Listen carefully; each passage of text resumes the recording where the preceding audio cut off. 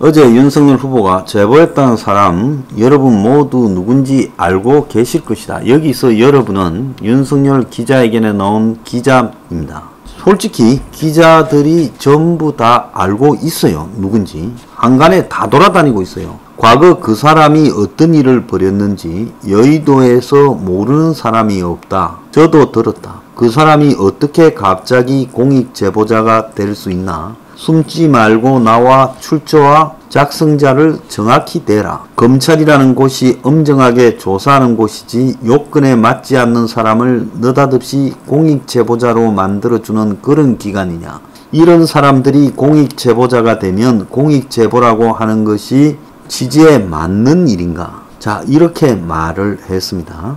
자, 기자들이 다 알고 있으면서 쓰지 않는 거예요. 그러면서 메이저 언론 앞에 와서 국민들 누구나 신뢰할 수 있는 사람을 통해서 문제 제기를 하라. 페이퍼나 디지털 문건 이건 간에 출처와 작성자가 나와야 확인되는 거 아니냐. 자, 자기를 드러내지 못하면서 이런 폭로를 하는 거 웃기는 이야기지요. 그것도 강자가 아니고 지금 정치적 약자지요, 윤석열이.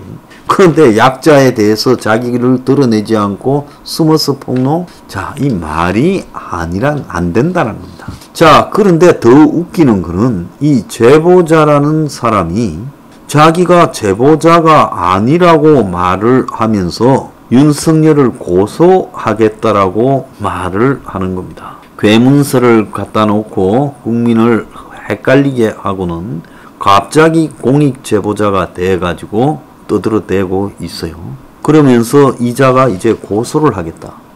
그래서 언론들이 쓰는 게 웃긴 게 고발 사주 제보자가 윤석열 김웅이 명백한 명예훼손을 했으니까 법적 조치를 하겠다. 8일 밤에 직접 실명 밝히며 법적 대응을 예고했는데 실명 밝히고 법적 대응도 좋은데 언론 앞에 빨리 기어 나와 보세요. 그러면서 윤김이 허위사실을 유포했다.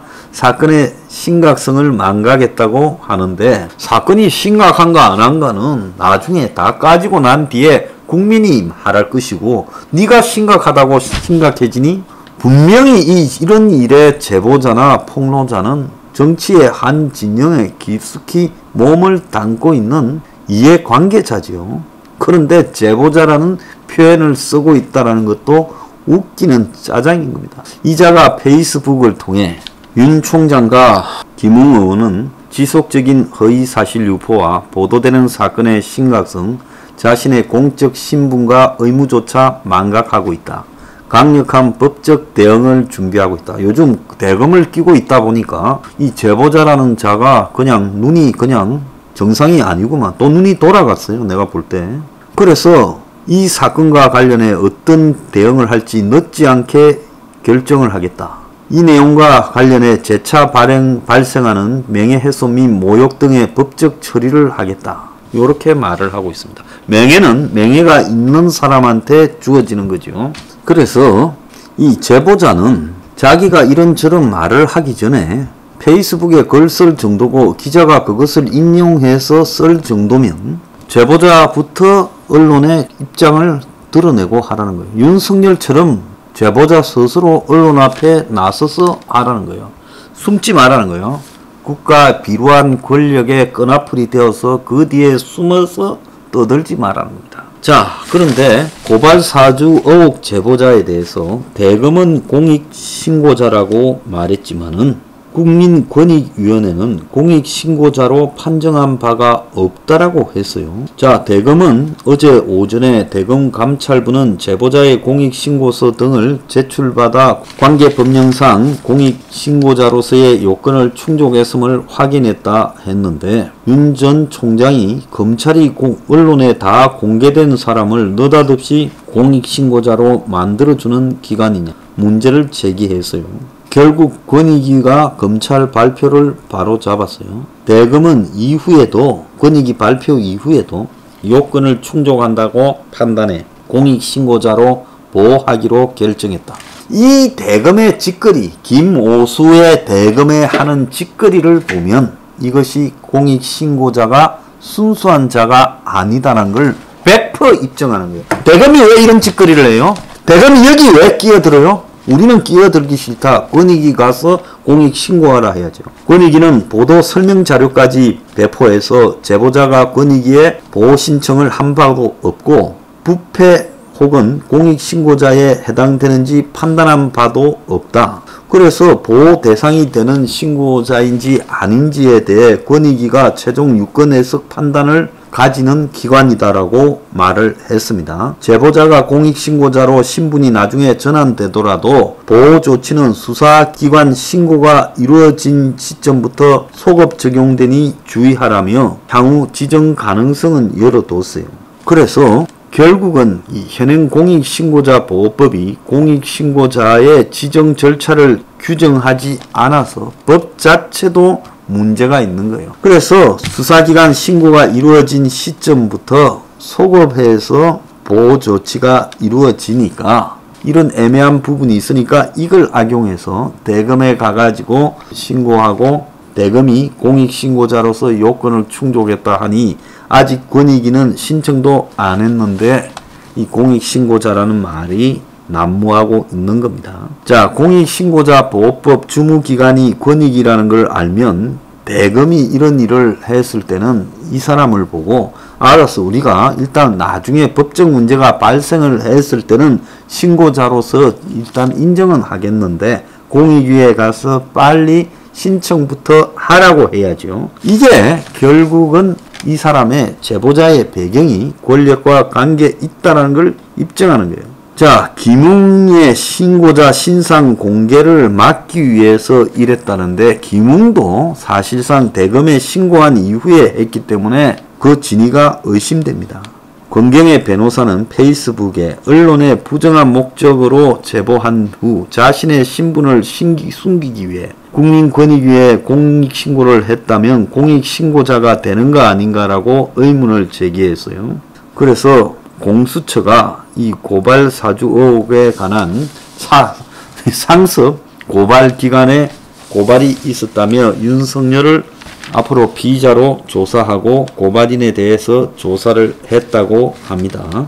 대검이 어쨌거나 간에 공익신고인 판정과 보호의 주무기관인 권익위가 대검이 월권 행위를 했다라고는 분명히 밝혔습니다. 그래서 대검은 어제 아침 9시 49분 어제 김웅이가 9시 반에 아침에 기자회견을 했는데 9시 49분에 제보자의 공익신고서 등을 제출받아 관계법령상 공익신고자로서의 요건을 충족했다는 문자 메시지를 보냈는데 뉴스버스가 보도한 날이 9월 2일이니까 공익신고는 그 이후에 이루어졌는데 어제 이제 오후 4시에 권익위가 대검이 월권했다라는 취지로 자료를 내니까 그로부터 또 4시간 뒤인 오후 8시쯤 대검은 공익신고자의 요건을 충족했다고 판단해 공익신고자로 보호하기로 했고 제보자가 권익위에 보호 신청을 하면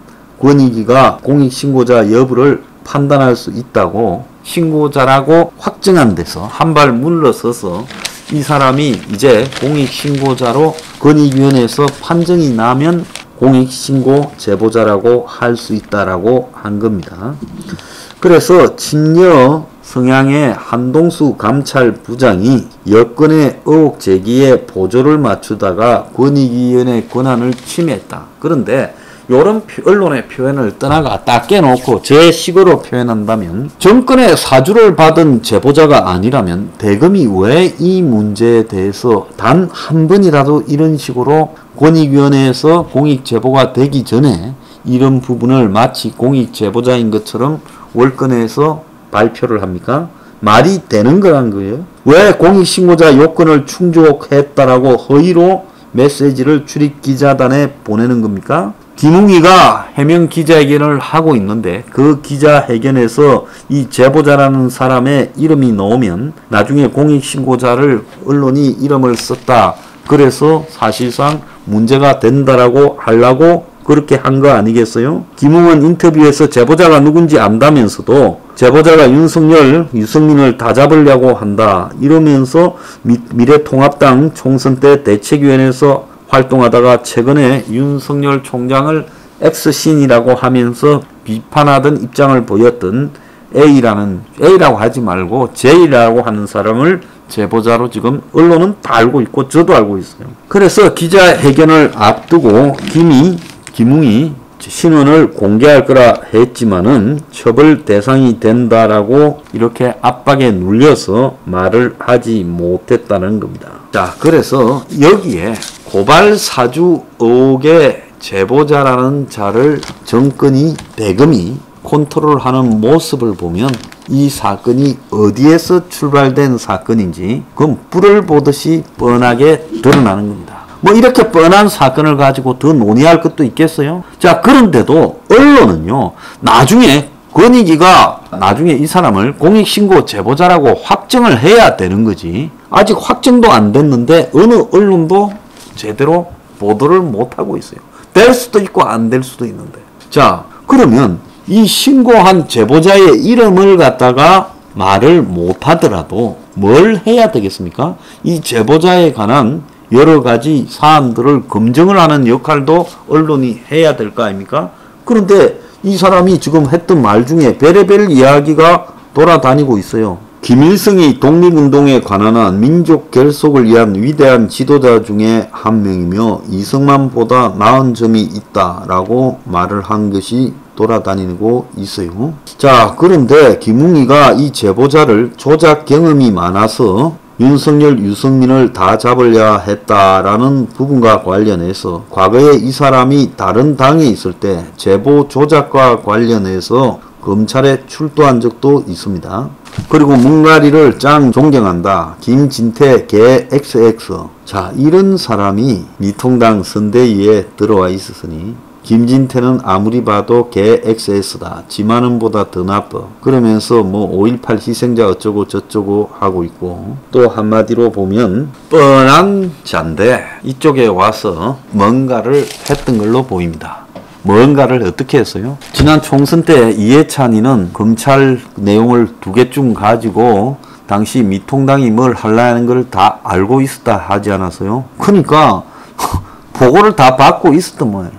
이런 것도 제보자라고 우리가 보호해야 되는 게 법입니까? 자, 김호수나 한동수는 이런 제보자를 공익신고 됐다고 뻥치는 그 이유가 뭡니까? 기가 차다고 보고 있습니다. 이미 제보자의 수준과 질은 다 나와버렸어요. 검찰이 보호하는 데서. 근데 이 사람이 동아일보하고 인터뷰를 했는데, 자, 자기가 공익신고자로 거론됐는데 대검에 공익신고서를 제출한 사람은 또 자기가 아니라고 잡아댔다는 거예요. 김웅 의원은 나에게 자료를 전달했다 주장하지만 나에게 또는 나에게만 전달했다는 증거는 없다. 그 당시 자료를 전달받았는지는 텔레그램 방이 남아있지 않아 확인할 수 없다. 그러면서 이 자료를 다른 사람에 넘겼는지에 대한 질문에 대해서는 의혹을 제기하는 사람이 입증해야 된다.